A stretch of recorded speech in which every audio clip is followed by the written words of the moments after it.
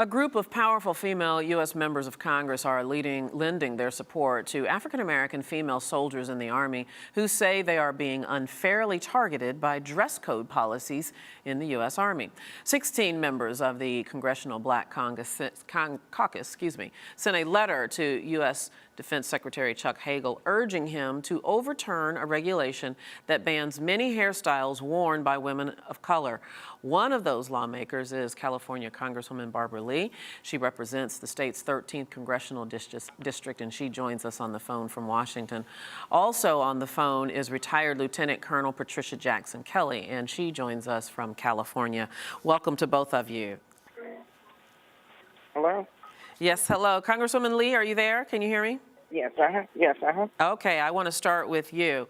First of all, let's just acknowledge that hair has been a big concern for women of color for eons, almost as long as we've existed. We've had issues with our hair.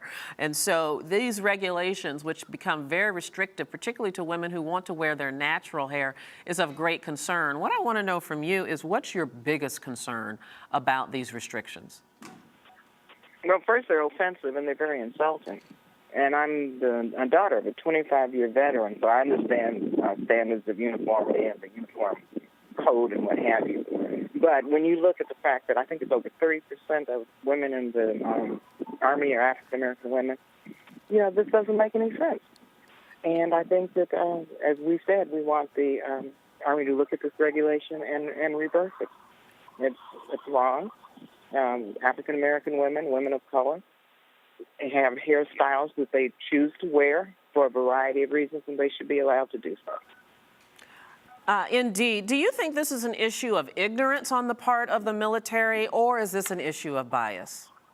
We have to ask them. We've asked Secretary Hagel for a meeting. It's hard to say, but whatever it is, it's insulting, it's offensive, and they need to go back to the drawing board and back off of this. So what do you think should happen? I think they should reverse these regulations. I don't think they should be enacted. I think 17,000 plus petitions have been forwarded to the White House. I believe the White House needs, 100,000 in order to open up or reverse the regulation or an order, executive order.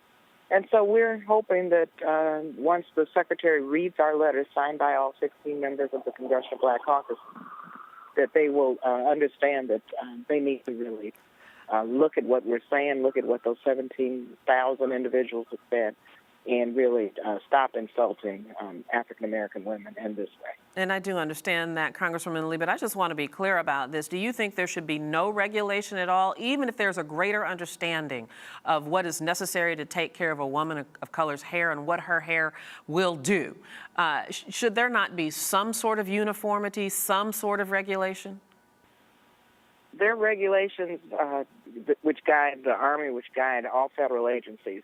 Regulations, and again, as I said earlier, I'm the daughter of a veteran, so I understand the uniform standards of code. But you have to take into account diversity. You have to take into account that there are a variety of women now in the military from different ethnic and racial backgrounds. So that uniform standard, whatever it is, has to be broad enough to encompass women of color, especially African-American women. Congresswoman Barbara Lee, I know you have a very busy schedule and we don't want to hold you up any longer, but I want to thank you so much for taking a few minutes to speak with us. Okay, thank you. I'd like to move on and talk to retired Lieutenant Colonel Patricia Jackson-Kelley, who's on the phone from California. Lieutenant Colonel, first of all, thank you for serving our country. And tell me, when you found out about these greater restrictions on what are appropriate or considered to be appropriate hairstyles, what was your initial reaction to that? My initial reaction was, well, I guess it's come to the point that there's a drawdown of the military, so we're going to toss some of these things in that's going to really make it harder and harder for people to join the military. That was my initial thought. Mm-hmm. Does this feel, I want to ask you the same question that I asked the Congresswoman, does this feel like ignorance and insensitivity perhaps, or does this feel like bias to you? I can't say either one.